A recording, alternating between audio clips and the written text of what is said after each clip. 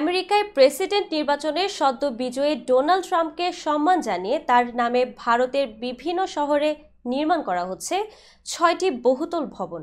এই ভবনগুলোর নাম দেওয়া হয়েছে ট্রাম্প টাওয়ার। এর আগে ট্রাম্প টাওয়ার নামে 4টি ভবন বানানো হয়েছিল দেশটিতে।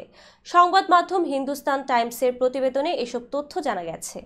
ট্রাম্পের নিজস্ব সংস্থা ট্রাম্প অর্গানাইজেশন এবং এই সংস্থার ভারতীয় মিত্র ও অংশীদার ত্রিবেকা ডেভেলপার্সের উদ্যোগে মুম্বাই, পুনে, গুরগাঁও, বেঙ্গালুরু, হায়দ্রাবাদ ও নয়ডায় নির্মাণ করা হবে টাওয়ারগুলো।